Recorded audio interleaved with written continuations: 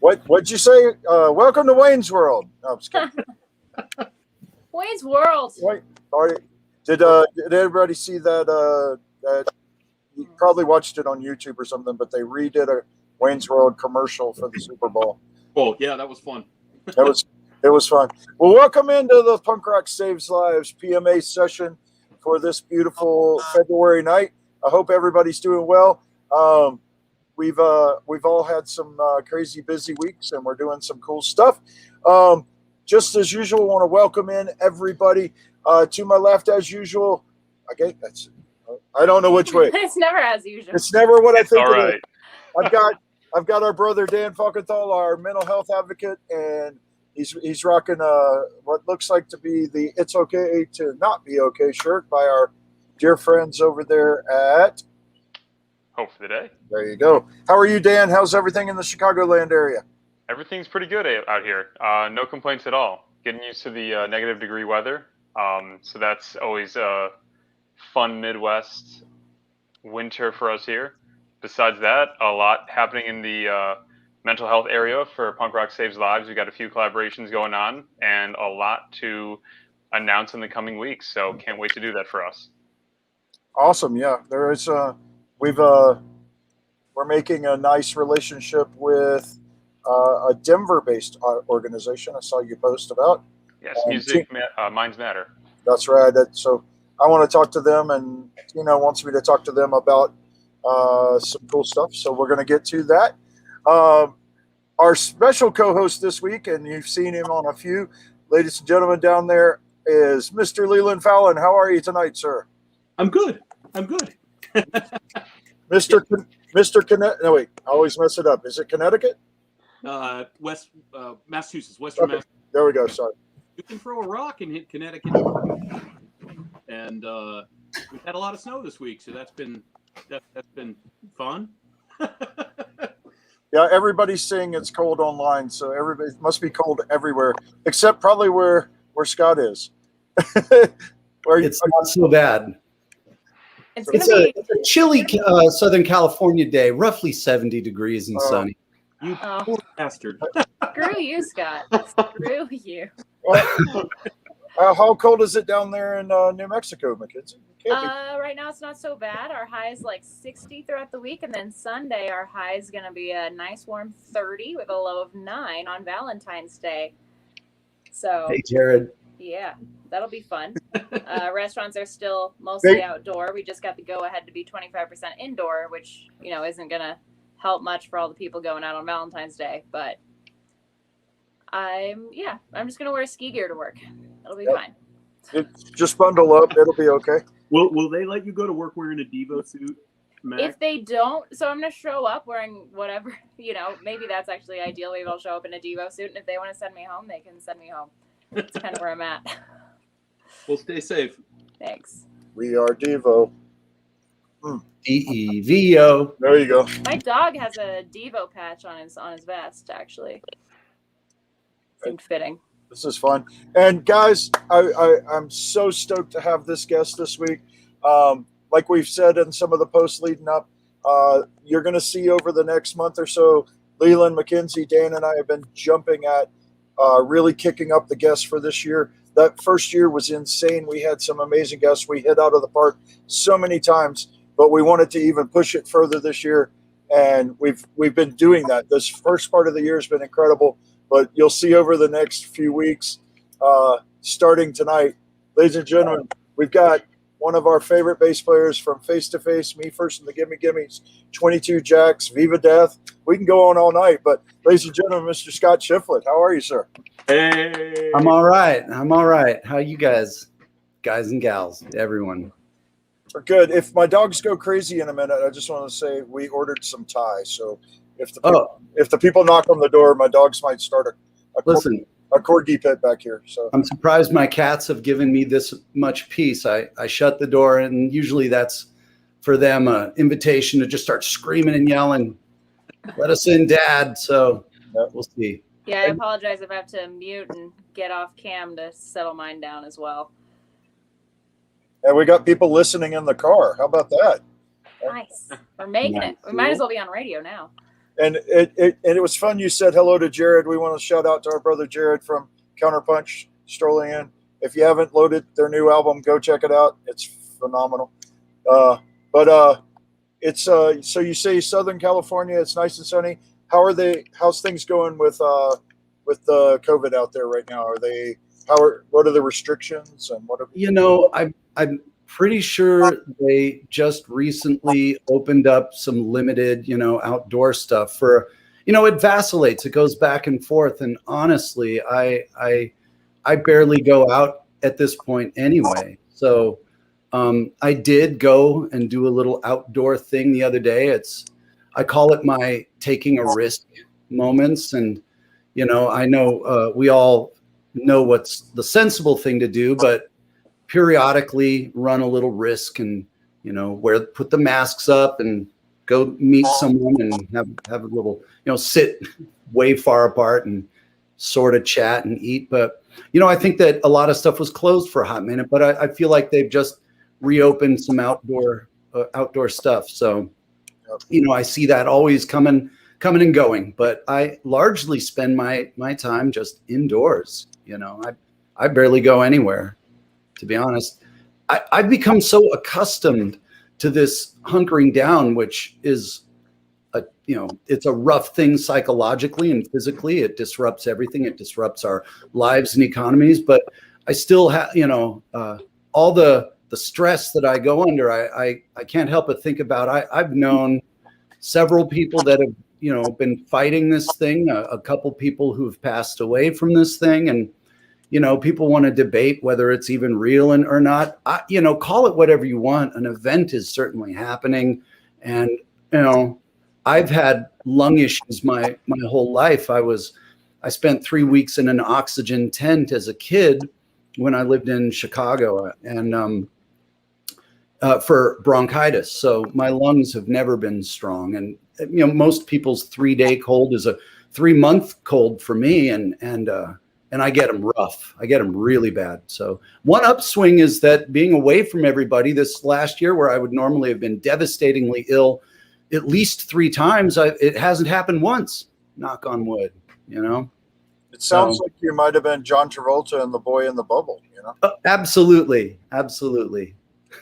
The kids in this They don't remember. I do. Hey, Trev.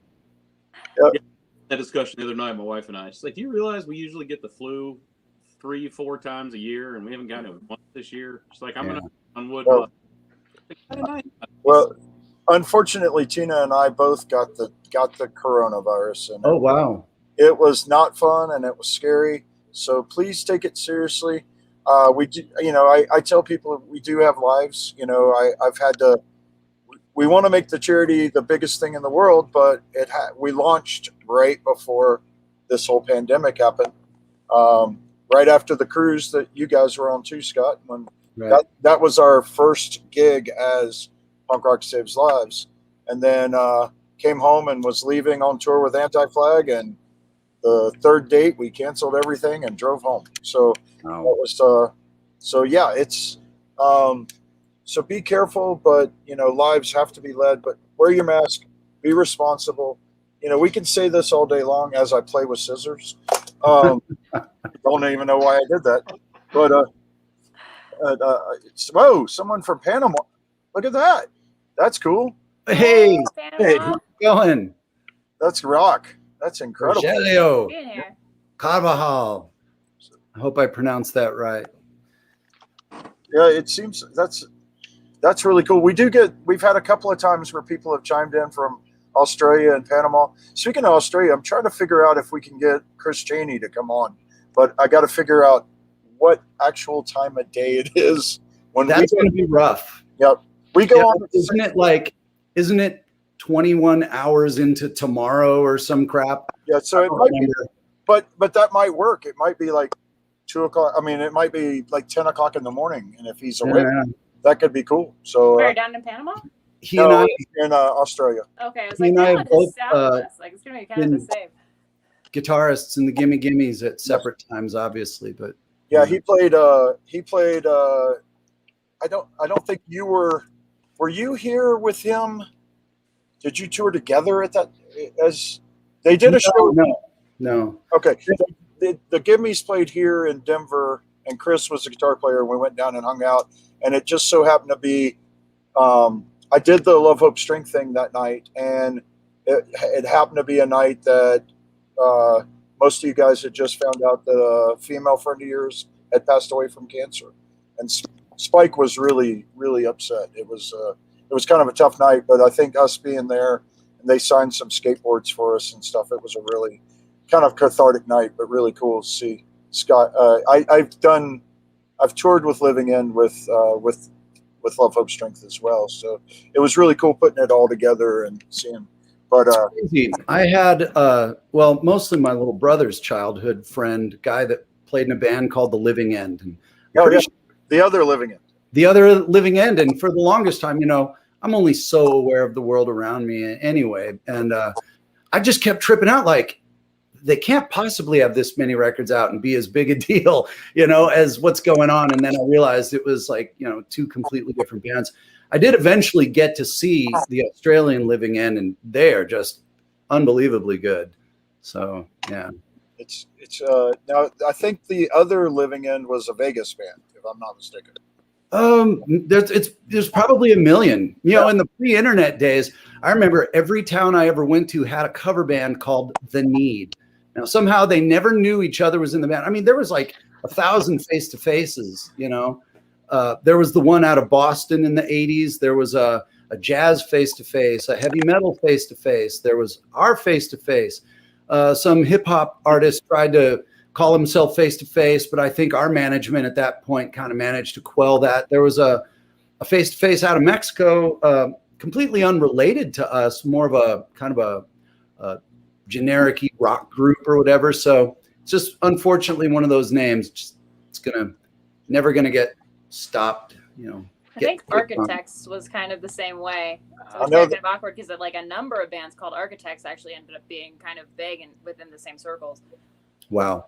True. They're definitely, I know of two Architects, and one's from Kansas City, and they're an awesome punk band. Matter of fact, they were on that Living End tour. So nice. Yeah, I feel like I saw two different Architects on Warped Tour. Like I know there's one from the UK that was on a couple of times, and I'm pretty sure the Kansas City one may have been on as well. There is. I've seen them open for Frank and Flogging Molly actually a few years back at the Rave in Milwaukee. Nice. That's a cool venue. So it is. Well, Leland, I know you have a lot of questions and a lot of memories and stuff here, so I'm going to kind of roll over and let Leland lead the way, and this is really cool. So fire away, Captain. Well, we talked about some of them earlier, and now I feel like they're all talked out. So do I just like pass the potato to another? No. We got people who weren't there. No, I'm kidding. I remember this, but I met him in the 90s. My very first concert place I worked was a place called Cap Concerts in Mesa, Arizona, and my boss was a guy named Corey Adams, who was a pro skater. He owned the Nile Theater, and Nile. I forgot about that place. God, what was the name of that club? I remember it was for the self-titled record. You guys came out to play the show, and if Trevor were here, he'd have an answer for you. He remembers every club, every city, every promoter. He's got a mind like a steel trap. I don't remember what I had for breakfast today, so good luck asking me that. I can't remember who was opening for you guys. I want to say it was like MXPX or something like that. Oh, that sounds about right. Around 96 or 7, we did a run with those guys, and trying to remember who else. It was really fun, and I think that was when I first met you guys, and I loved those back then. And then so to fast forward, however long it's been, 20 years, and be like, okay, I'm gonna get to see Face to Face play the Flogging Molly Cruise. We're gonna bring 25 years almost. Yeah. I'm getting older. Face to Face out. Vincent, my buddy Vincent, for the Red Bridge Fest was like 3 nights. It was a lot like the trifecta. Was it considered a trifecta? I just remember it was a different album each night. So much fun to hear. So yeah. And then for 2020 and 2021, the other festival I do is called Rock La Cause, and you guys were coming out to play originally with the Descendants, which was I was so excited for. And so then COVID hit, I was like, no. And we rescheduled for 2021, and we're waiting for some good news out there. But that's in August, and they haven't canceled everything yet. But I think depending on how vaccines go and how safe they can make it for everybody, I have no idea. Well, it's one of those things. Obviously, everyone's trying to cover their ass and keep the machinery moving. And that much I completely understand and sympathize. But it is, I think that the true magnitude of what we were looking at in terms of shutdown was kind of lost on people. I remember when it first started going on, we had dates that were right there on the books, right when this stuff was going on. And some people thought, it'll be pushed a month, and I thought it's going to be a couple years before bands are at least up and running, if this thing is as serious as, the 1918 Spanish flu. I remember watching an interview with an old dude, and this footage was pretty old, but he was a survivor of those times, and he was pretty young, and he was saying that it took about 4 years for people to kind of get back to normal. Now, obviously they didn't. Well, I don't really know what the state of vaccination in the 1920s was, or if that was even a thing at that. I don't know. When did they really first start doing that stuff? I don't even know. But I think it was polio. So okay, Jonas Salk and all that. Yeah. But I remember I was still getting messages from airline companies like, your flight on in April is still coming up, sir. And I'm like, I contacted my travel guy, a booking guy, and I was like, really? He's like, until I hear cancel it, the stuff's still on the books. And part of me was terrified. I was like, I can't go out in the world now, but things shut down pretty quick. And oddly enough, we were actually, the end of our 2019, we played those 3 acoustic shows, the 3 on the Tree, I guess they were called. And I got deathly ill. I might have caught the cold on the first night, but by the third night, I felt it starting to really come on. And by the night after and the night after, I could barely breathe. I mean, I don't know if it was COVID. I actually, just for the hell of it, recorded my breathing, which I still have on my phone, just because it was so out of control bad. And, but at the very least, I was looking at a month or so of recuperation time. But during that time, I got the wild hair at my ass because we had started at one point writing songs for what would be the next Face-to-Face record, maybe 2 years ago, maybe longer. And just as Trevor and I kind of started getting the momentum going, writing songs and trading ideas, our then manager cooked up the idea of us doing an acoustic album. And so that sort of diverted our attentions, and we put our energies into that and had a lot of fun with it. It was a little bit different, but not outlandish for us to do something like that. And we really enjoyed it. Kind of thought we had tapped into a different side of the band, but it did back burner the legit record for a little while. And then I took January as the opportunity. I got that wild hair to just start writing again. And I started writing and writing and writing. So Trevor and I were on a roll, and we literally had just, we did all the band rehearsals and stuff in Trevor and I wrote in January, did band rehearsals in February.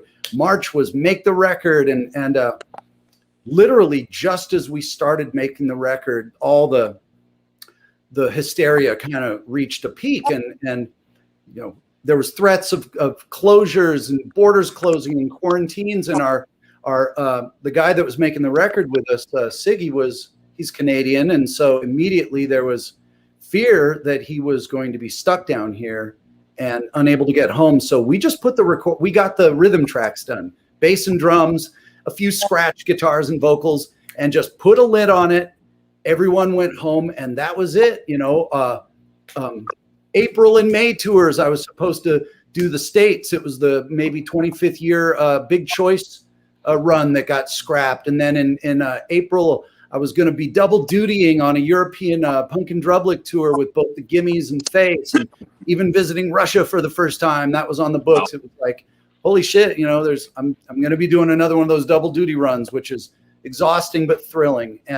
But all that, just dead in the water. And then months go by. We finally decided we didn't want to sit on it forever, so we reconvened at a studio in LA, Davey Warsop's studio. He literally only had it up and running for like a week, and we were his only clients in that location. But we managed to get all the vocals and the guitars done, and so Siggy could start mixing and stuff. But that was a little strange because we're all standing 10 feet apart wearing masks the whole time. But the blueprint was laid for the record, but it was a very strange way to make a Face record, though. Trevor and I do all the writing, and so we have our concepts as to what we've done and what we're doing. The blueprint is there.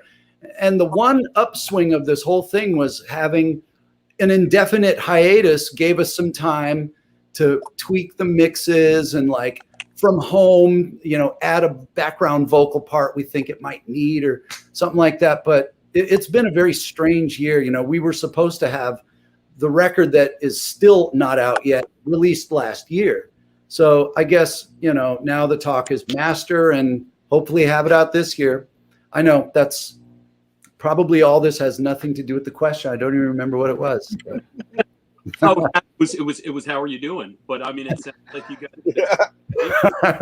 and doing what you do, which is amazing. And yeah, like a record's just waiting to be mastered, and then you're ready to kick it out to the fans.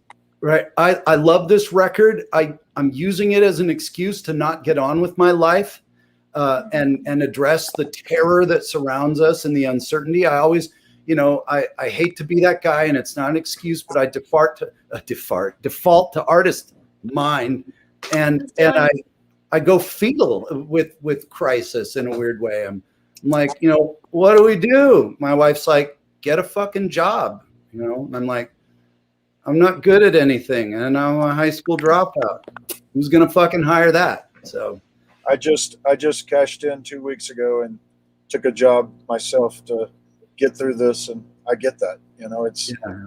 Oh, Mackenzie dropped. She'll be back. But we lost her. All good. She must have had bad connection sometimes. It's weird, Scott. I mean, there's just you can be as positive and upbeat and hopeful as you want to be during a time like this, but and I know this gets said all the time, but to say that this is unprecedented, in today's age of like advanced medicine and everybody living so much longer than they used to live, and all of the things that we've all been through, it's crazy, and I think it's completely normal. A certain amount of Sorry, I'm just now figuring out like the chat thing and how to see that from here, and my fingers are fat. You disconnected yourself. You could be a bass player. Yeah, maybe. I mean, they're not. I wish I could. Face-to-face joke. You disconnected. Oh, it was. Well, back to topic. These things are glaring and in our faces because, some people, they have jobs or careers where this was scarcely on their radar. It scarcely affected, how they live and do business. But, I assume that most of you are like me, and just about everybody I know is involved in the music industry, whether they're a performer or a booking agent or run a club or a stagehand or whatever it is. Everybody I know is out of work. Almost everyone is in crisis, and it isn't like I'm the only one of the people that I know, and some people are maybe a little better off financially or even psychologically or circumstantially to handle it. But this is tough for a lot of people. And, never more has I get by with a little help from my friends been a relevant thing. We all know what we're all going through, and we all count on each other to be helpful, and, don't let me, fail in a way. So it's feeling the government and taking folks a long time to. My understanding is the most recent stimulus that was approved is actually helping the music folks. And but I haven't heard a lot of positive about it. Like almost like it was maybe too little, too late, and then there was a lot of folks that like just weren't able to be helped in time. But it's my hope. I mean, we try to strive to, get in touch with all the folks that we know and try to help them out however we can. And if that's paying an electric bill, or if that's, helping somebody out with this or that. I mean, we've all been doing that, during this time, because we realize that it's everybody that's struggling, We didn't talk about this earlier, but we've been working on putting together a record that's going to benefit our mental health initiatives and also save our stages. And you and Trevor gave me a pretty amazing live track to use for the record, which is really cool. We're excited to have you there. And nice. What live track? I don't think it's live, Leland, is it? I thought it was live. No, I think it's just a track. He probably asked me, because he always does. Like, hey, Scott, is it okay if we use this on that? My answer is always yes. What am I going to say? No, Trevor, it's not. Well, Face to Face is amazing live, so whether or not it's a live track, let's see. But to be fair, the name of course, the name of the song is Resignation. Oh, okay. Well, Resignation classic. Yeah. It was live, but maybe I'm wrong. It might be. I mean, you'd be able to know. There's either people booing or it's quiet. I thought it sounded pretty good. Phil, no, there is not a pre-order up yet. We probably, because we don't know how long vinyl takes, they are running behind. It's kind of like the skateboard industry right now. There's not a lot of wood and there's not a lot of vinyl. So they're taking a little while, but everything should be wrapped up. We got to get all the agreements in and everything, because they won't press them unless we have actual agreements from each band that it's okay to use the track. And that's all coming together. Leland and I and Adam have been working really hard on getting that together, and it should be coming out. We're not going to tell anymore. We just blew another artist, but that's okay. But we had already said that that the Descendants were going to be on there, and a couple other people. So it's going to be a lot of fun. It's going to be a great. That's awesome. It's an amazing lineup so far, and we're stoked about it. Matter of fact, I called Adam just a little while ago, Leland. So we cool. I was just a little curious, because I know we put out a Live and a Dive record. Someone just put that on here. So there you go. Yeah, there it is. And it was little did I know. I think a couple people complained. They said it was too short. I thought it was a perfect length. As a companion piece to our first live album. I think the idea is we didn't really, since so much of that first live album still makes up our live repertoire, we didn't want to be repeating stuff from it. But from the 3 nights, which I think were the first 3 records, we recorded all 3 of them. And, there's got to be more than a few songs that didn't make those various records. That's a good thing. But I know Resignation, I'm pretty sure, is on that record. So I don't think it was the Fat Records one. I think it was a different thing. But I know, Trevor sent it over and everything was good to go there.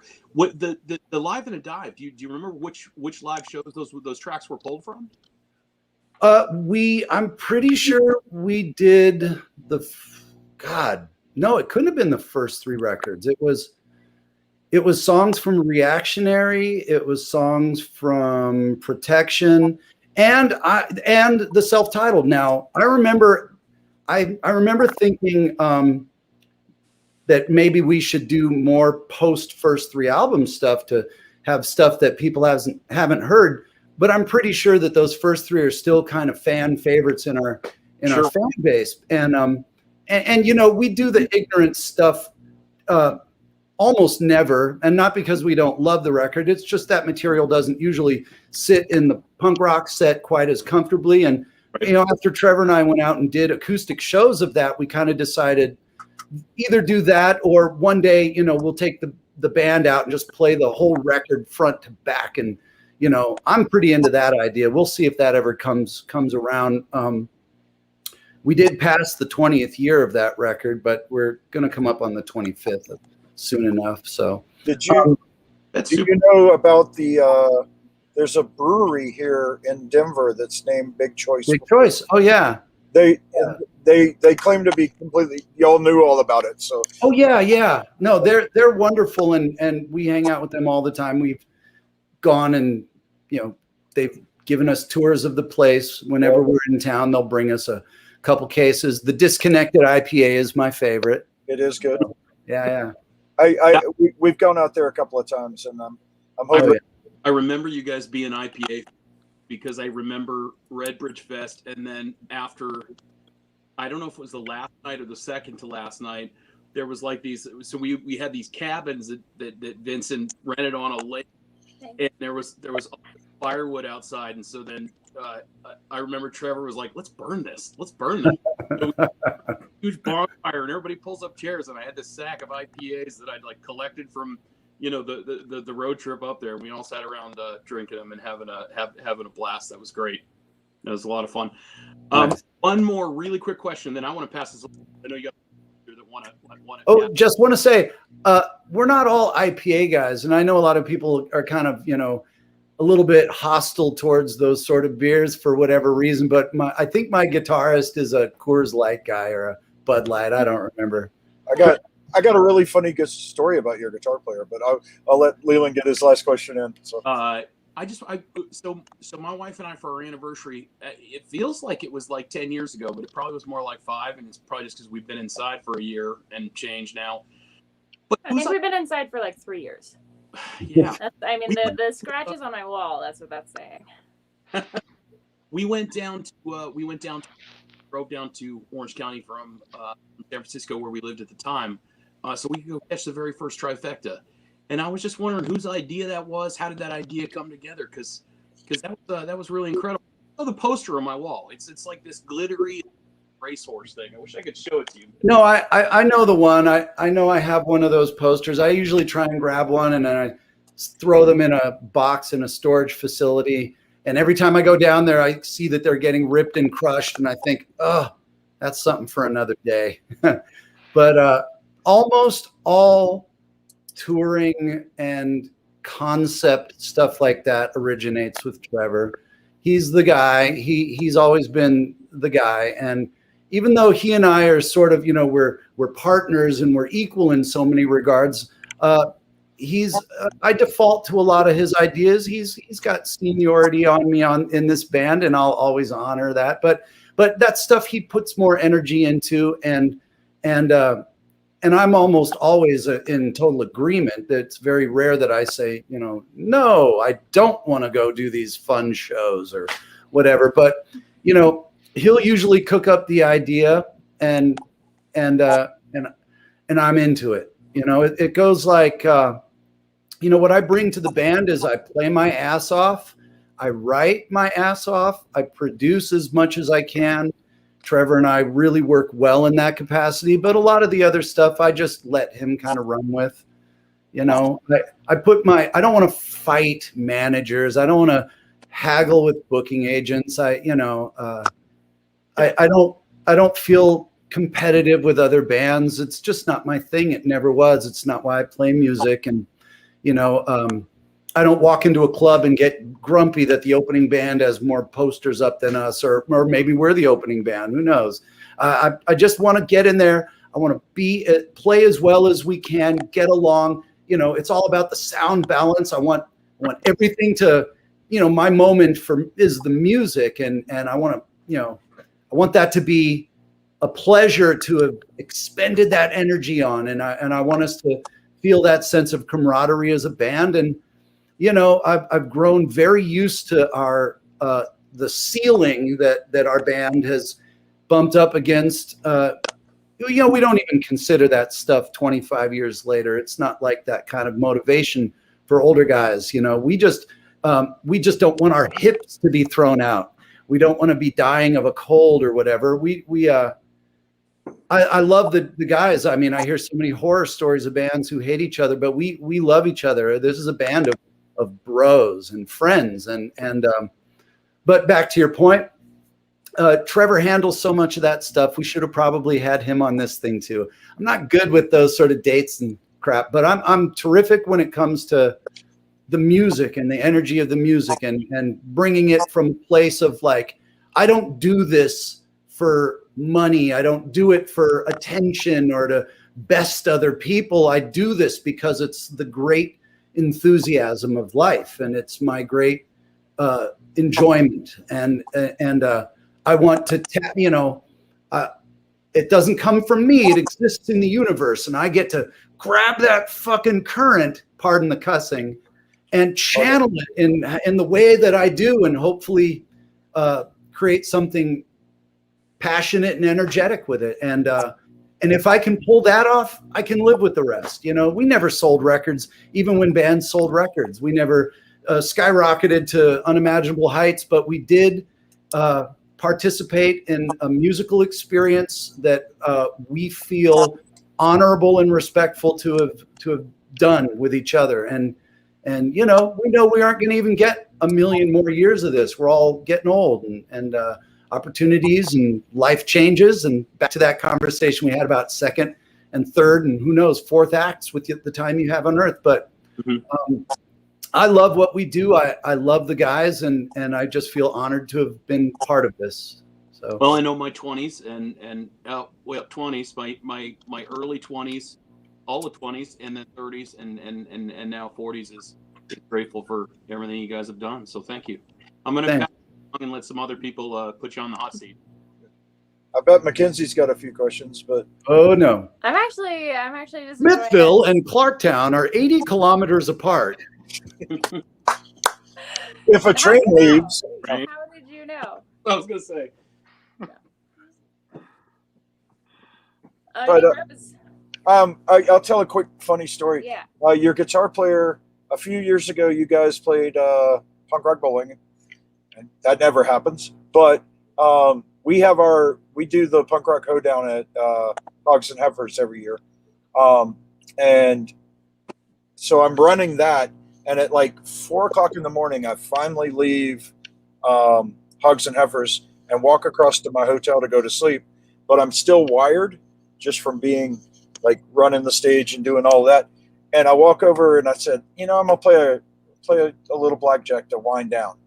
And I sit down at a blackjack table at like 4:00 in the morning, and there's only like 2 other people at the table. And this guy and I are having fun. We're laughing about things, and he kind of looked at me and goes, "What have you been doing tonight?" And I told him about our concerts and stuff. And he goes, "Yeah, I'm here for punk rock bowling too." And I'm like, "Yeah." And I finally looked over, and it was your guitar player. I just never looked at him in the face. But we sat there and played blackjack for about 2 hours and laughed and had a blast. And then I had no idea. finally went to bed. But That's what I love so much about sounds punk rock like bowling. Lee Hill. Yep, and it was great. He was just having a blast. And then the next year at our hoedown, I'm standing in the crowd and I look over and Trevor's standing there watching Gods of Mount Olympus playing for us, so I was like, and I walked over and gave Trevor some of the VIP wristbands that we get, and basically all your drinks are free at Hogs and Heifers with those wristbands. So I don't know if he used them or not, but I was like, welcome in. He used them. Did I think he did? I was like, welcome in. We're glad you're here. Have some fun. And Nice. I think it was Gods of Mount Olympus, and was Authority Zero after that, or I don't know. It was a fun night. So, but yeah, you're getting tons of people are loving and giving tons of respect in the comments about how I can see the comments. it's great. So, I Dan, can't see the comments, but it's probably for the better. Dan, you got any questions, my friend? No questions, just foremost respect for you, Scott. I've been following you, obviously, just as long as, shorter period of time than any of them, but love seeing the covers, basing guitar that you've been throwing up on Instagram for quite some time. You do an eruption in tribute to whatever, to doing stuff with Mikey and his ukulele. Yeah. Seriously, man, I love it, and it's just great to see that even that little bit of activity going on through these times that you can. Any form of entertainment's great, and it's great for us. I first jumped on board with Instagram. Now, let me preface by, I'm not to ruffle any feathers, but years ago, I decided I was never going to get involved with Facebook or Twitter. And but I did at some point, and I don't even remember how I got on board with Instagram, but this is before Facebook purchased them or whatever.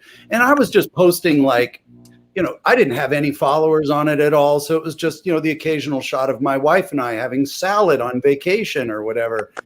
And then, at one point, I must have posted something about face-to-face, and immediately bloop, bloop, bloop, bloop, it lights up. And like a rat self-administering cocaine, I just fucking went for that shit and just started doing that. But I kind of realized this was a nice little way, because I don't want to make a big deal of it or giant career efforts to try and expose my versatility or my other musical interests. But I thought it would be nice to just post the occasional clip on guitar, bass that's, unface-to-face related, which, those don't usually trend well. But I think I've played just about every face-to-face bass line at this point. So, I can't keep doing that, but, I'll do like a Marvin Gaye bass track or whatever. And, James Jamerson, on a Marvin Gaye record or whatever, just something to, just break it up and show other interests. And I'm, not trying to make a big deal out of it, but it is a fun way to share a little bit of extra. And I get, I'm at home with nothing to do, and I'm not writing for face-to-face right now. So I'll write the occasional just weird fucking song out of nowhere and post that, because, they're just GarageBand demos, but it's share a free song day, and why not? Just have a little fun, Doesn't hurt. I love it. And you actually released a phenomenal song that, if I recall right, on Instagram, that you held back for quite some time. That was all you, the drums, with like a phenomenal 70s vibe video by someone named Andy or Anthony. Forgot what no name up for it, but you did post it last September, and phenomenal all the way around. I'm such a rip-off artist, and I try to give credit. I don't try to claim that I'm the guy that did this, that, or the other for some of the stuff, but I'll find some piece of animation that seems to go well. It's quick, and it's a easy way to just I got a tune and I'm not going to make a big deal out of it. So just slap it on this. Hey, it kind of almost syncs up. Put it out there. If it gets yanked, so be it. But I'll give credit where credit's due. I'm not trying to be a thief or anything. Oh, absolutely. But I did make a couple videos that were, a little bit over the top for my limited editing capabilities. I'll record it in GarageBand, and then I'll make a little clip in iMovie, and it's probably as low budget and cheap as it gets, but it's also just going to have a quick 24-hour cycle. People will comment, and then it's gone. So it isn't the end of the world. But I did a couple of those where, I played all the instruments and, did all that stuff. Once or twice I've gone down to my drummer's place, Danny, and he's got a drum set always set up with mics on it. And, I'm not Mr. Mitch Mitchell or Ian Pace, but I can hammer out a Dave Grohl type beat and, keep it. I played drums in a couple bands, nothing worth mentioning, but I'm a poor man. I'm a Paul McCartney drummer. I love to get in there and hack it out. Not great, but it usually fits the song. Absolutely. It's good to use this time to, sharpen or more round out those other skills though too. Sure. Something to do. Well, for years I'd been a couple of years I'd been posting, Eddie Van Halen solos, but I had never even considered doing Eruption, like Dan was saying, until Eddie passed away. And then it was I kind of had that epiphany, if you're gonna do it, you got to do it now, So I looked up a couple tutorials and I watched some people play it, and I went, all right. I think at one point I figured out the end part, but I'd never even considered doing that stuff. And I know it's it's Guitar Shred 101 and somewhat rudimentary to a lot of these new hot shots. But for me, I grew up I was one of those kids that first heard that record in '78 and just went, you don't go near it, Yeah. And so that mentality. I heard it in the '90s, and I was kind of you just don't touch that. Right. And so I just figured, I probably tried two or three takes and picked the one with the least amount of chunks in there, So that's kind of how I do it. Yeah, no big deal. You just nailed Eruption in 2 or 3 takes. Well, the thing is, I've had 44 years of that living in my brain. And, 90% of anything is how it sits up here before it comes down to here, we tend to forget, like, what we do with music is it's an emotional impulse through a physical action that yields a variation in sonic frequencies. Now, however clinical that sounds, that's the net result of turning an emotional feeling into a sonic representation of an emotional feeling. And, you know, so much of that stuff, like, you can't help but develop habits with it and have tendencies. You know, I've got short, fat fingers that are kind of, you can tell they're a little bent, you know, and we work with what we get and how we feel. And, you know, I think it's amazing. I follow a few guitarists and drummers and bass players that are mind-boggling with their technique and their passion and their ability. And, you know, guys of my generation, we never even considered that. You know, I'm more of like a hot street player. You know, I'm not the worst you'll come across, but I don't go near those other guys. So, yeah.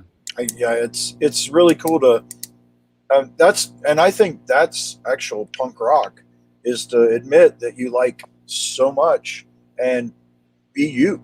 And that's it's Well, I mean, don't drive yourself nuts comparing yourself to other people. There will always be people who are more gifted, just naturally, people who have put their nose to the grindstone and they really worked their technique into an intense place. And they're probably a third of your age and drop dead gorgeous to boot. So, you know, you're never going to win, but that's not why you do it. No matter how amazing someone else is, they're still not you. And for one, I'm not a great singer, but I always sing on my recordings and make sure to step up, because you got to do it, whether you're any good at it or not. Just get up there and do it, because no one else can do you more than you, or, you know, better than you, in spite of your limitations. So, yeah. You would cry if I told you what the last I used GarageBand for. What? So I've always wanted a phone ringer of Cameron from Ferris Bueller's Day Off, because he's one of my characters, and you can't buy that anymore on iTunes or anything like that. So someone, you know, that app that you used to, you know, to lay down guitar tracks, and I'm like, yeah. You can actually bring over a sample from, you know, from the movie, like on your television set. Right. Put it into GarageBand, isolate the track, and then flip it over into iTunes. And I'm like, no way, show me. So it was great. So that's all my friends, my bandmates, and all my musical buddies, I've got like this kind of round table of musicians that we periodically get together. They are all aghast that I would use that I use that, you know. But the funny thing is, you know, back in the 90s, I had a 2 8-ats and a BRC and a 16-channel board and a bunch of outboard gear, which for the time was kind of an all right home system to get your ideas down. And then I got rid of all that. And it's funny because, you know, back then I wasn't making real records. I was making elaborate bedroom recordings. And so no matter how exotic and interesting they were never going to be release worthy recordings. But once I kind of really got going with Face to Face, we would go make a record. So my demo process actually became more primitive and more primitive as it went, till I was using an old 4-track, cassette 4-track. This is how I demoed up like plenty of our records, including the material off Ignorance is Bliss, which might be our most kind of sonically elaborate recording. I would have an idea at home over breakfast. I'd pop in the cassette. I'd put down 2 tracks of acoustic guitar. I'd pat my leg to illustrate a drum pattern. I would drive out to rehearsal, pop that cassette in the truck for Trevor. I'd always play my ideas, whether I intended them for Face to Face or not. I would just check out this one, check out this one, check out this one. And you know, because the bottom line is the structure and the idea is there. No matter how kind of poor quality it is, that's a failure on your part to see the picture. If you can't tell from a raw demo like that, you're not going to be able to figure it out anyway. So, you know, my demo process pretty much went down the toilet. But because I know at some point in the future, we're going to make a real record. And, you know, I don't want to get into the beat the demo game anyway. Don't need an amazing sounding demo, but you need a great. There's something that's really amazing that happened last year specifically, where I think just the recording process, I think, stopped mattering in a lot of ways. You know, it's like, if you can get it done and get it out there, like, that's awesome. And I think people are experimenting like that, for instance, or just seeing even the way that technology has sort of advanced. You know, you look at Joy Division's record, sounds like it might as well have been recorded like in a pineapple under the sea, you know, like Right. it's not a good quality recording. Like, you know, it's great music, but the recording itself. And then a friend of mine is, you know, just wasn't doing well out in the Bay and is now living in a van on his own, and just decided to completely on his own record a cover of Isolation with like whatever he could kind of put together as like half of a drum kit and like a keyboard, and he did the vocals all through like GarageBand. I'm like, this sounds better than Joy Division. Well, you know, our generation. Oh, sorry. Well, the last 40 years have opened up an interesting perspective on lo-fi and what truly has value in musical expression anyway. You know, I used to have a cassette of John Lennon's demos from the White Album, and they were all 2 tracks of guitar and 2 tracks of vocals. So it's like he just recorded a take, doubled it for stereo effect, and that was it. And clearly that's what he used to show the stuff to the band. Now, I love those recordings. I don't care that they sound like a distant memory of something, you know, and you know, so artists have discovered that the public is receptive, at least a certain segment of the public.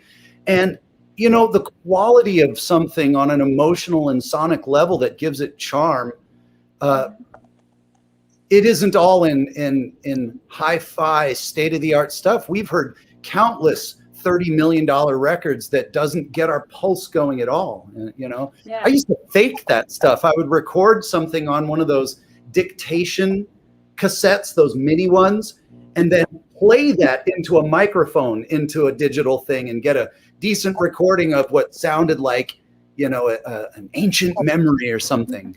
Deliberately. I feel like it was like, what, 2008 probably, when people started, especially in the punk scene, started actually kind of like complaining or being upset when things sounded overproduced or just like too perfect. Like, oh, you know, they put too much money on this. The equipment was too good. Like, it's not. Well, I still feel like my greatest moments ever as a musician exist on 4-track cassettes in a box right over there, you know, and I, you know, part of me, and I know there's no point, I'm not enough of a name. Like, if David Bowie released his cassettes or whatever, the world would have gone nuts. But no one, you know, we don't sell legitimate records that much. So it's not going to really be worth my time to go that nuts about it.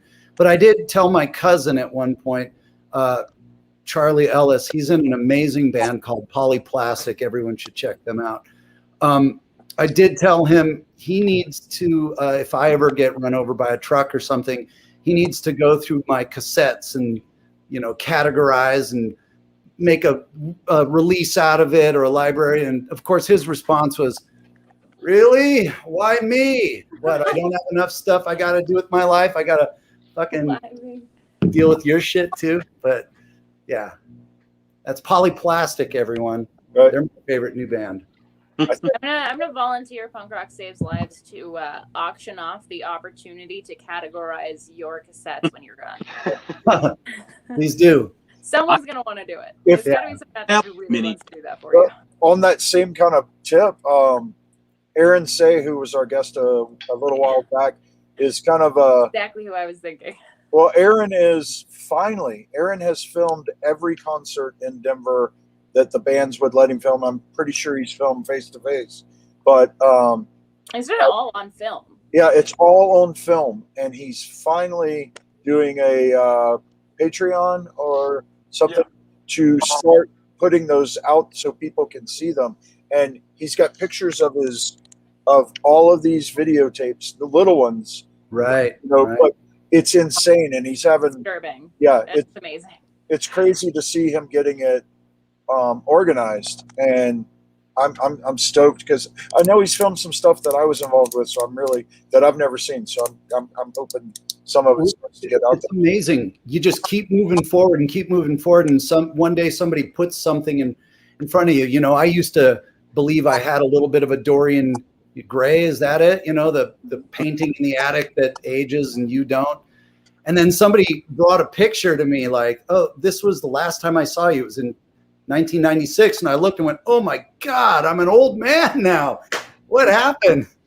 But back to the cassette thing, I just want to say that a real, like a super face-to-face fan would have a field day, because I've cassette rehearsals, work tapes going all the way back to the self-titled album of, you know, versions of songs that are different arrangements. I have versions of ideas that I had presented to Trevor where I'm singing on them, completely different lyrics, you know.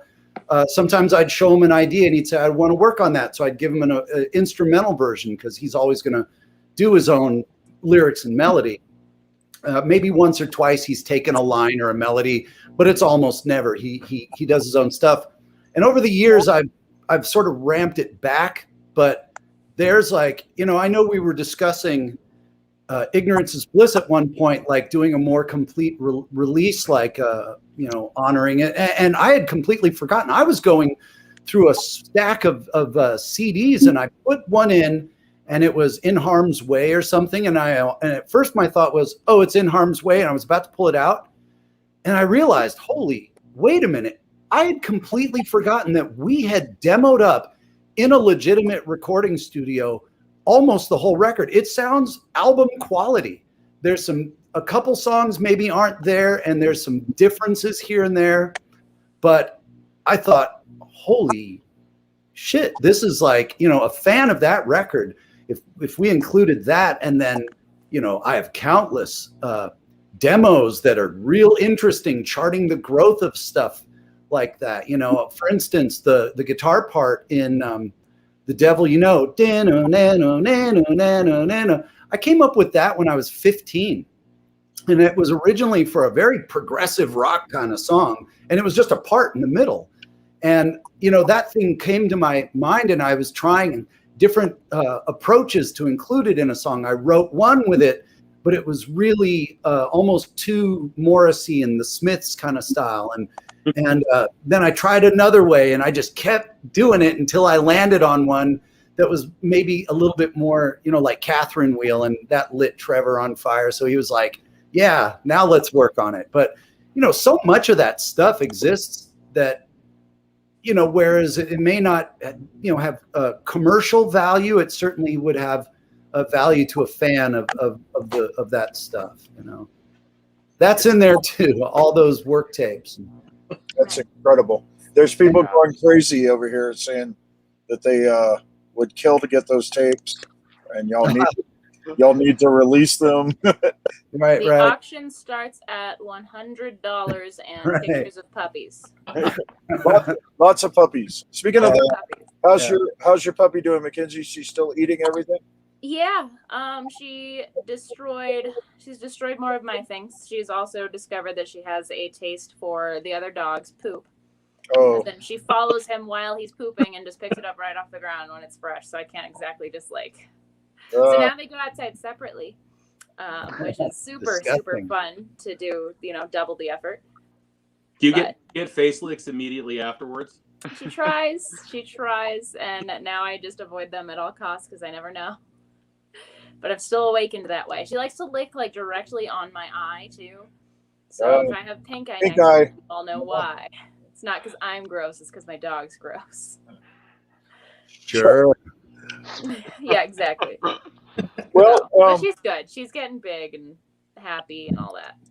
We have almost hit the 1 hour mark, which is crazy because it feels like we just started this a few minutes ago. Is this thing up in an hour? Is that it? No, That's kind of what we usually go somewhere between 45 minutes and an hour and 15. But Okay. And I've got a couple of ways I close out every week too. So did anybody have any more questions? Well, if no questions, I certainly have a shameless plug. Yeah, please do. There she is. No, this is just Ollie. Oh, She's out doing her own thing. This is the other one who needed a break. oh, little buddy. Yeah, that's Oliver. We usually Oliver. we usually have a dog or a cat poke its head into almost every show. So you know. I'm surprised my cats haven't come in here. We had April Shumpman, one of our drummer friends. Her cat got up on the screen with us and turned around and put its butt right in the screen, and that was very, very cat. So, but all right, what's the shameless plug? We love those. Oh, Face to Face, this record that we've made that we have been dying to release, and I don't have information on it. I can tell you, at least as it stands now, the record is called No Way Out But Through, and it's certainly appropriate for these times. Oh, yeah. But I just wanted to say that we love this record. It's got a little bit of everything. Honestly, I don't know how much Trevor was deliberately, but I was deliberately sneaking little bits, like kind of musical references to every point in our band's history. There's a little bit of something. It's a punk rock record. It touches on a little bit of everything, including a little ignorance on a couple tracks. So I think we love it. I'm proud of it. I'm just hoping that everyone else enjoys it as much as we enjoyed making it. And it's weird sitting on something this long. I remember years ago, I grew up with Joey Cape. You guys probably all know that. We're both Santa Barbara kids. And we played together off and on back in our youth and stuff. But I remember him once saying, a record should never be more than 6 months after it was recorded, And that has always sort of hung in my brain when I've taken 4 years to put a fucking record out. Like, oh, Joey would disapprove. He would disapprove. But, at least this time everybody knows Joey would disapprove. He would disapprove. Joey would disapprove. From here on out called Joey would disapprove. Joey would disapprove. Joey Cape is bullshit. Okay. There's our next sticker. Joey Cape would disapprove. Well, I'm the guy on the second record saying the story you've heard is true, although the names have been changed. No, that was you. That was me. Nice. I do the guitar solo in Stoking the Neighbors also. Oh wow. I Yeah. never knew that. Wow. I still have any tape deck. Well, sorry, go ahead. Oh, I was just gonna say I played with Joey in a pre-Lagwagon band called Chemikill. Oh, cool. And that was pre-Section 8, which was Lagwagon's first name. Yep. So I still have my mini tape deck that I used to interview him when I worked at the paper on the opening night of the Double Platinum tour. And I found that in the garage when I was cleaning up a few months back, and it still has that cassette in it. And I replayed that interview that I did with Joey Cape that night, and it has Chris flipping walking by, and he's like, "Hey, what are you doing? You doing an interview, Joe?" And he's like, "Yeah. You want to be in the interview?" And he goes, "Okay. Is that recording right now?" And we were like, "Yeah." And he goes, "Can I fart into it?" And Joey's like, "Yeah, man, fire away." So I still have that on tape. Was he able to fart on cue? He was. Flipping. That's the dream. I filled in for him on a Canadian tour with Lagwagon back in something or other in the aughts. That was a lot of fun. On the Face to Face album, or are y'all going to self-release it, or you with a label? Oh no, it's a Fat Records release. Okay, cool. Yeah. Unless they decide they don't like it, I don't know. But I have done that, but I'm sure you guys are safe by now. I hope so. But it's an interesting record. I think it's got some of the most kind of strong and catchy stuff we've ever written. I'm really proud of it. I think of it. I loved making it. I loved writing it. I think it came out fantastic, and it just seems weird sitting on something for so long. Trevor was talking about artwork with me the other day. He has an artist in mind. I don't remember the gentleman's name, but I was like, cue up some ideas, man. I'm down. I'm ready to see. So, cool. But yeah, No Way Out But Through, Face to Face. And I'm pretty sure it'll be a 2021 release on Fat Records. So keep your eyes open for it whenever that happens. So, Stoked. yeah. And Sticking the neighbors. And I know before we get into the closing stuff, I just want to say, I know you've been a little self-deprecating and about face-to-face never being that, breaking through the ceiling or anything, but I'm your age. I'm just a couple of years younger, and you guys are in my canon of punk rock, and I've always been. And to me, a band that is there and continues to go and continues to put out great music is what it's really about. And I just want you to know how much I appreciate you. Well, and through all of my endeavors with Love, Hope, Strength before that, and now with Punk Rock Saves Lives, everybody in your band has just been spot on every time we've needed something or we were doing something and y'all could be involved. So we can never thank y'all enough. I appreciate it. I do. And, one of our board members, Heather. Heather. Hey, Heather. You know what? I'm pretty sure it was Heather that gave this to me, to be honest. That's probably true. That Yeah. would be. Nice. And thank you, Heather. Love you. We'll get you. For real, We'll get though. you one of the newer ones that say Punk Rock Saves Lives. Nice. That'll work too. For real though, honestly, every time I've seen Face to Face, you've been playing to a bigger crowd than any time I've seen like Agent Orange. So I don't know if that makes you feel better or not. But. No, it's not that. I'm not doing a woe is me thing. I know damn well where we shot our foot in the career, and we've made nothing but mistakes along the way. But That's the punk rock. It's a ragged outfit that has the best intentions, and trust me, we're all here, in my opinion, for the right reasons, and that's why we're still here. I think a lot of other people would have hung it up with the frustration over certain elements that are out of your control in this modern world. But ultimately, I get what I really need out of being in a band with these guys. They're my best friends. Honestly, I know he's not watching this, or he's probably not watching this, but I got to give props to my guy, Trevor.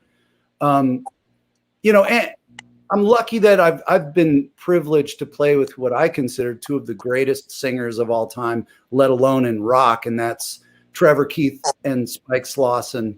Very different animals, but what a pleasure for me, because I've always considered myself like a strong right-hand man. I'm like your general, but I don't want to have to be the one conveying and really holding the audience their attention and really being the communicator. I want to be the guy off to the side that just brings intense music as best he can. And so I've been real lucky to play with people that do that other gig very well. And it makes it a lot more of a pleasure for me. I've been real lucky. So, yeah. And all the guys past and present that have played with Face to Face, Matt Riddle, he's one of my super good buddies these days. We never really were in the band together, obviously. Pete is just a sweetheart, and I still it's not that often, but Chad Yarrow is still a dear friend of mine. Love him to death. He's living down in Texas, and we're all still in contact. It's kind of an extended family of past and present members of this band, and we're all proud and honored to have served, and I can't wait for this new record to come out, and hopefully people will dig it as much as we dug making it. So I'm pretty sure we will. Absolutely. What I like to do every week to close out, we'll do this and then I'll ask the final question. We usually, and this will blindside you a little, but we'll start up with Dan this week. What have you been listening to? Podcast or music or reading or anything the last few weeks that has helped you get through this pandemic and everything that might could help someone coming up. So Dan, what's been rattling your brain the last few weeks? I will not lie to you. We're pushing almost a year on doing these, and you'd think I wouldn't skip a beat, but I have absolutely nothing. I skipped any podcast this week with anything music related to any new music off the bat in my head. I will not lie. I got nothing. Oh, I know. I feel very. It's terrible. At some point, I feel like sometimes I'm recycling like what from last week or the week before, but it's just because I'm just stuck on something. I'm just like, Not a bad thing. Okay, then what's been kicking you, Mackenzie? What's good? Oh man, You walked into that one. You stepped right into that one. I did, but I actually have been listening to. I've refreshed my listening habits again. So I've definitely been listening to a lot of Grumpster, who I'm still really upset. I was supposed to see a lot before the pandemic hit, because they were on tour with Anti-Flag. Anyway, great band. If you guys haven't actually checked them out yet, the Lippies are really getting a lot of playtime for me, and Mobina Galore right now. And a newer band I found, Daisy and the Scouts, another great thing to check out. Daisy and the Scouts. So I'm writing that one down. That's Daisy, Dazey. All right. The rest is spelled as you would expect. Clinton says they're awesome. So there you go. Yeah. And all right, Leland, what's been blowing you up? I found a couple of this like old shopping bag when I was down in the basement, because we were moving a lot of stuff because we're painting down there, and it had this old CD from Concrete Blonde, Bloodletting. That's Anybody remember? Sick. But just unreal, and I haven't heard it in 20 years. I didn't even know I still had it. Thankfully, I still have a CD player, so it was nice to be able to hear that. And with it was this double CD that CBS Records, when there was a CBS Records, did, called The Story of the Clash. And just unreal, like the lineup of songs, the mixes and everything.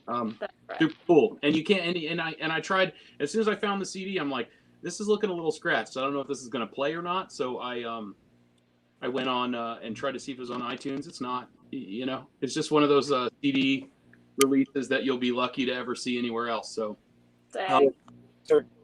and then this is a little bit of a shameless plug, but I've been checking out new tracks from records for 3 bands that recently asked me to manage them, and that's been tracks from United Defiance and from the new Chaser record. Nice. Tracks from a really killer band, another really killer band from Portland, Oregon called Cigar, and I love those guys. Yeah. For these records to come out, and we'll have them out. So, yeah, that's radical. Oh, I'm also this. Oh, I got to put that in front of the camera, and it's not light reading. Great book. It's really good. Yeah. They just to comment on the Concrete Blonde, Scott, you might know this too. Jonathan Napolitano, the singer, quite possibly phrases and does songs different than any other singer alive. She's just insanely awesome singer. Yeah. She's the real thing, and then some. It was kind of funny that you brought up them. Now, Free was my favorite by them, which was the album before Bloodletting. But they played at I went to Georgia Southern in the middle of nowhere, Statesboro, Georgia. And I guess it was 89 or 90. They played at our school, and we had an after party for them at the club that I worked at. But we also had a party out in the woods that night, and we never in the world thought, and we were all like, had local bands playing out in the woods at a cabin, and we all turned around and Concrete Blonde was standing there at our party, and we, at 19 years old, we were like, oh my God, but it was just really bad. And that's awesome. I have somebody special to cover Leonard Cohen. That version everybody knows. Yeah, that's quite possibly one of the best covers ever done. So. Leonard Cohen is my turbulence music. Whenever the plane is hitting rough turbulence, I put on the best of Leonard Cohen, and just that soothing baritone voice keeps me as calm as it's going to keep me. It's the opposite. I put on like Power Violence or like Hour of the Wolf or something, and just rock out and nice. Take it like I'm on a roller coaster. I do wish that every person would quit covering Hallelujah. I think Buckley's the only one. Buckley's was great, but you'll never top. I mean, Cohen's obviously, and then Buckley, but then everybody else. Right. There's so many bands have done that now, and I mean, yes, it's a great way to show off what a singer you are. Mm-hmm. But has Dave Haas ever done it? I would like to see Dave Haas do it. Actually, not that I've ever seen, I but don't think yeah, he has, and I kind of really want him to. his voice could do it. You know, His and voice could do it. All Anyway. right, Scott, has there been anything that's been blowing you up outside of the new face? Well, yes and no. First off, I want to say to Leland, I saw the Clash live in '82, and I know it makes me pretty darn old, but I just kind of wanted to shove that out there. Thank you. I It hate was you awesome. so much. No, I've been listening to a lot of myself because I've been writing a lot of songs and a lot of music. So it's like I get up and I just start kind of working on my ideas. But I've kind of been getting a little old school lately. I've been listening to some Humble Pie and Delaney and Bonnie and like Leon Russell's piano on The Ghetto from I forget that second or third Delaney and Bonnie record is just phenomenal, and of course Delaney's singing on it is stunning. I've been reading "Shout, Sister, Shout" about Sister Rosetta Tharpe. Yes, cool. And, so that's the book I've been enjoying lately, and it's interesting. I tend to, people are always, do you listen to new music? And I'm usually saying yes, it's new to me, but it's 50 years old. And there's not a whole lot of newer bands that I'm even all that aware of. If people mention something, I don't notice. But once again, to plug Polyplastic, I know he's my cousin, but he, to me, gets it. When he was a kid, when he was pretty young, I dumped Joy Division, Tones on Tail, Bauhaus, Susie and the Banshees, all that stuff on him. And it really seems to have stuck. And so he's making music these days that I really actually enjoy and listen to, and not because we're related, but it made it easier for me to discover. So periodically I'll discover stuff, and it won't last that long. I'm kind of in like a memory lane phase right now with like Martha Hoople, Humble Pie, the early Humble Pie records, Delaney and Bonnie, anything with Bobby Whitlock on it, and that kind of thing. Anyway, I'd like to introduce y'all. Yeah. Yeah. Here's a kitty. Buddy. That's a good looking kid. Kitty. He's my boys. Yeah. I think we're a bunch of pet loving punks. So Yeah. That is for sure. I'll give you mine real quick. I showed it before we went on, but I got my copy of the Fection's Greatest Grinds in. Really, really cool Nice. vinyl. Look at this splatter vinyl. That's pretty rad. But Adam and Steve and the boys all went in. Look at that thing. Nice. They went in and did their top songs in today's technology and redid them, and it really sounds killer, and it's really brought life back to all their songs, Skate and Destroy and Corpse in Disguise and all of it. It's incredible. So if you didn't get one, they still have some, so order them from I believe there's a link on the Fection official page. And they did it completely on IM Records, which is Adam Baum's label. And I'm a little biased because our These Roving Years album will come out on this sometime soon. So, but one of my favorite bands my whole life, and it's really cool to see. It's hard to believe almost exactly a year ago we were in San Jose for my 50th birthday to see them play their last ever live show. So that was next week. So Yeah, and I couldn't go because it was Valentine's Day week and I couldn't get off work. So here we are. There we go. And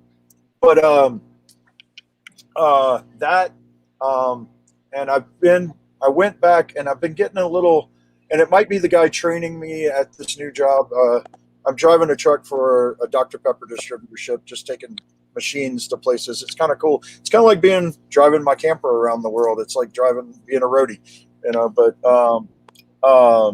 but I really been kicking some Freddie Beverly and Mays the last few weeks. So check if you want to go back and listen to some old cool soul funk. There you go. Nice. We all need some of that. It's really rad. Definitely. one cool thing, and I'm only going to ask Scott this week because, well, Leland hadn't answered this one yet, so Leland can tell us his answer too. This is one that I started this year. Scott, where do you think your life would be today had you not found punk rock? God, it's hard to say. If I may take a second, it's 1977. I'm still living in Maryland. My older brother Mike, who's a guitar teacher, brilliant musician, we're down in the basement, East Coast basements, and my dad's watching the news, and this is this is at a moment in history where punk rock was a newsworthy thing, and they come on and start telling about this new phenomena in pop music where people are sticking safety pins through their skin and spitting on each other, and they're they put a picture on the inset of Johnny Lydon, and they had airbrushed all these flames around him, and we saw that picture, and I still remember looking at my brother Mike and then looking back, and kind of, it was like an it's on moment. Like, we were already rock kids, even though we hadn't discovered Black Sabbath or Led Zeppelin or Deep Purple yet, we had records by the Beatles, the Stones, David Bowie, Grand Funk Railroad, stuff like that. And, but, taking one look at that, it kind of like it piqued our attention. And my older brother, Mike, he bought the record. He bought the Nevermind the Bollocks record. And what's interesting about it is we were still so young. We weren't part of the sense that there was a cultural divide. This wasn't for us rejecting the past and embracing the now. And we certainly knew nothing of resentment towards, the economic climate of England at the time, and I guess a little later, Margaret Thatcher and all that. But to us, it was just another rock and roll band. We were so young, we didn't even get the double entendre of submission. We heard those pinging noises and just went, it's about a submarine, But what a record! Like, for me, 1977, I'll always feel that record, and which of course opened the doors to bands like The Jam and The Clash and Stiff Little Fingers and other stuff. Like, I've always said, I know everyone has their preferences and their phases, but 70s punk was kind of my punk, and it was a wide umbrella. It was a lot of different stuff could all still be considered part of the punk rock movement. And I by the time, like, it bounced back to North America and kind of morphed into more hardcore, and then of course by the 90s more pop punk and stuff. That stuff was really never that interesting to me as much, but the 70s was my thing. The Damned, I mean, what a fucking band. Machine Gun Etiquette and the Black Album are kind of like island albums for me. Sound Effects and All Mod Cons by The Jam, and of course, Give 'Em Enough Rope and London Calling, and even the first Clash record. Those were phenomenal records that still deeply resonate with me as just a person. And it's almost funny to think of this stuff, it being as old as it is now, because I just hear the rawness and the vitality, and it's hard to say because I had never even had a chance at that point. I was a 70s kid. I had the Adam Rich kind of bowl cut, the medium length hair, but I moved back to Southern California in 77, that same year. And my brother Mike, same brother, discovered Black Sabbath. He brought home a copy of Paranoid, and that was for me like a game changer. My hair immediately went down to my ass, and I was doing 1971 in 1979 in a weird way. It was like there was no kids like us in the neighborhoods wherever we went. We Shiflet boys, Mike, me, and at that time, due to his age, to a lesser extent, Chris, but he was certainly right there along with us. We were that family. When we moved into your neighborhood, all the kids in the neighborhood were going to take up drums, guitar, bass, keyboard. It didn't matter. We were that family of kids that were just hyper infected with this desire to be part of this thing and to play music. So it's hard for me to say because I consider it all sort of part of the same momentum. I wasn't, and I knew kids that were, I'm of the age that I saw a lot of kids go punk, so to speak. They didn't come up as punk rockers. They shaved their mullets or their hair or whatever, and they kind of took on the mantle piece of punk rock. And, not in any arrogant way, but I knew a lot of these guys. A lot of them, they wanted to play like Uli Roth and the Scorpions more than anything. They couldn't do it, so they formed a punk band. Now, for some people, this was based on limited capability, limited opportunity. And I'll freely admit, I missed out on a few great opportunities when I was younger that, a punk band was formed in the neighborhood, but I was like, those kids don't know what the fuck they're doing, and I look back now and think, go have fun. Just jump in there. I did soften up a little bit later. I was never such a musician that mattered, but, I consider all that part of the same momentum. I was listening to punk rock bands.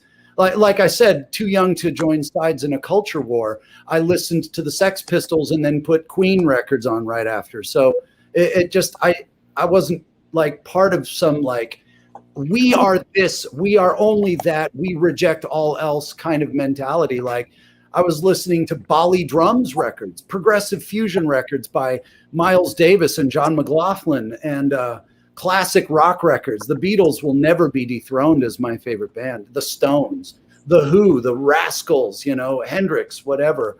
The early 70s hard rock, your Zeppelin, Sabbaths, Purples, the more rock and rolly stuff, Humble Pie, Mott the Hoople, glam rock. You've got Sweet, Slade, Bowie, T-Rex, great stuff. And even a lot of bands I liked that were harder rock that had commercial success in the 80s, I didn't really listen to in the 80s, but I listened to the Scorpions and Judas Priest, Rush, and Thin Lizzy and Pat Travers in the 70s, but not really once the 80s got going. Van Halen, their first 3 or 4 records are phenomenal. They're more punk than most punk records.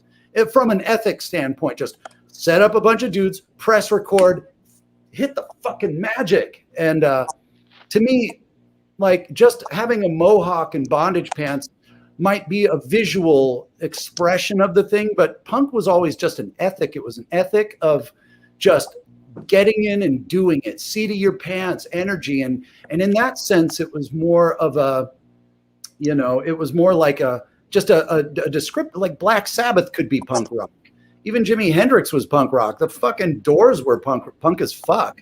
And I know a lot of my punk rock friends that hate the Doors, whereas I don't see it that way. I love it. And, anyway, I went off on one of my typical Shiflet tangents, but so it's hard to say where I'd be without punk rock, because punk rock was just a greater part of an overall umbrella called rock and roll. And it's funny, we were playing a gig a few years back, a face-to-face show, and I don't remember the band or the guy, but he was the bass player singer, and they were opening for us, and we were talking backstage, and he was getting increasingly ticked off at me for using the phrase rock and roll to describe my interests. But I really use that because to vivisect all this, like my tastes are hard rock, soft rock, classic rock, punk rock, jazz, progressive fusion,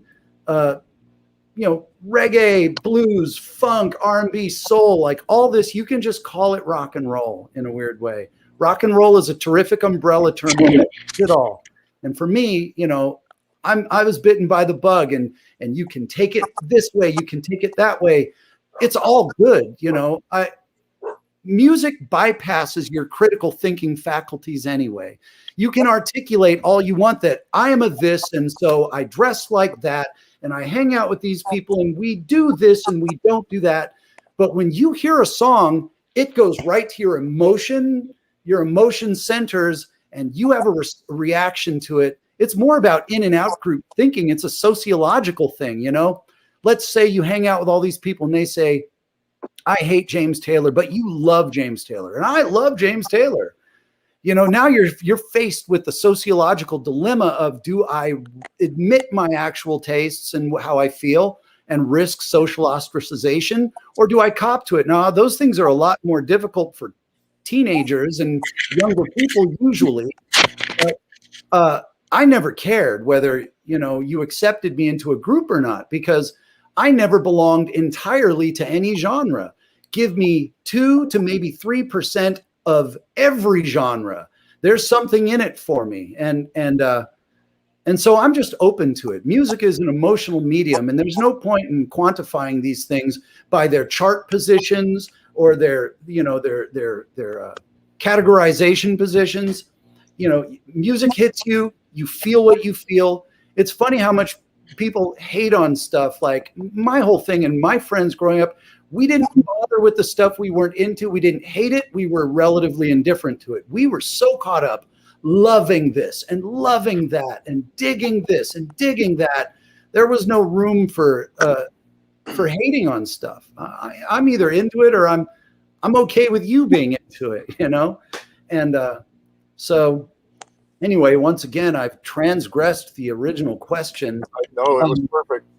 You're fine. I love music. Let's just put it that way. And whatever moves me in a way that gives me the feels, for lack of a better term, I'm all for. And I'm only going to be alive for a limited time. And while this stuff is busy working its magic on me, I'm going to bathe in it and love it and hopefully tap into it and share it back. And if people get that feeling from anything I do, that's the greatest honor in the world. And I'm nothing but honored to be a link in a chain that started with 1 billion other people before me and will continue on long after me. And just glad to have been here, and hopefully give that what I find so moving about it, to have been able to kind of give some of that back, That's insane. Awesome. Thank you. That was probably the best answer ever. But Great. Leland, we're going to keep yours for the next one. Yeah, I don't want to follow that. Yep. we're gonna keep yours for the next one. So that's the way we usually close out every week. We say goodbye. We want to tell everybody we're out here for you. We know during this time there's a lot of isolation, there's a lot of doubt, there's a lot of concerns, a lot of depression. We have a lot of programs starting to kick, and Dan's doing coffee mornings now. He puts that up on the thing. Please check out the mental health page. Yeah, Jeremy, that was Walter, the baby punk rock corgi. People are commenting, my corgi made an appearance. I couldn't. All things must pass. Yes. Good like the bad like the good will all pass. Don't be afraid to ask people that you love and who love you for help. It's tough, and we're all a little bit embarrassed sometimes at the position that we find ourselves in a moment of crisis. And it could be for any reason. It doesn't have to even be about COVID, but just we need to be hugged and held and loved, everyone, everywhere, and just spread the generosity, give back, give what you can, love each other, man. Check on your neighbors. Just give a quick shout out across the fence. I'm lucky here. These folks, they're great. They just made us some gnocchi last night, Oh, and, that sounds great. amazing. Yeah. But like we say, our numbers are on the page. If you need anything, if we could be your first step to finding help, finding anything you need, we're here for you. We truly believe that punk rock does save lives, and we believe in the Joe Strummer way of punk, and that is to help your fellow man and do something rad with it. I'm going to say goodnight. I love you all. I say it every week. One love, up the punks. Thank you, Chris. Scott, I called you your brother. You said your brother's name, and I did it on the You got me. It was going to happen. But your brother's been great to the charity too. So I want to. Good. Chris he's a stand-up man. He's an amazing dude. He's a solid player, and he's my brother. I got bragging rights. I got bragging rights in both directions. Yeah, from what I'm understanding, it might be the most talented family in the world. So no, the Freezes run away with that. That is kind of true. Yeah. but you do play. You played in a few bands with him, right? With Josh, right? Josh and I go way back. He briefly was a drummer in a band. My little brother Chris and I, along with Bill Armstrong of Side One Dummy, we had a band in the early 90s called Green Thumb. And for a hot minute there, Josh was our drummer, which made Green Thumb 3/5 of the first 2 Viva Death records, which are Chris, Josh, Trevor from Face to Face, Chad Blinman from Real Space Noise, and myself. And actually, lately, we haven't done anything yet, but Matt Riddle, Dave Ron, Kevin Valdez of Lit, myself, and Jason Freeze, Josh's brother, have been doing some like UFO and Ozzy Osbourne covers just because we like playing rock music. So Love it. That's killer. we'll get a video up there. It's a little late in the quarantine video game, but we've been doing a little something. No, bring it back. We got to bring it back. Yeah, we 1 want year more. anniversary of live shows. Yeah, we're Live doing stream shows. Yeah. Well, we're going to let everybody rock. We thank you. We'll see you next week. I'll announce next week's guest. Next week starts 3 weeks of amazing punk rock women. It's going to be really, really cool. Next week, our special guest will be Miss Lynn Lee of Bad Cop, who is now on our advisory committee as well. So be here for that. And then we're going to follow that up with Carly Someplace talking body positivity the week after that. And then one more week after that, we're having another of our amazing badass women of punk rock summits led by Miss Ruby Riott of WWE. So, and Mackenzie. And we're going to fill in the gaps around that. So there'll be a lot of. We may or may not kick Rob out again. No, we're kicking Rob out. Rob's going to say hello and back out and watch and enjoy. So, Leland, thanks for hosting with us this week. Scott, thanks for being here. My pleasure. Mackenzie, Dan, everybody, I love you. Thank you. And tell your friends that you love them. That's an incredibly important thing. So one love up the punks, guys. Have a great night. Bye. Night, everyone. Take care.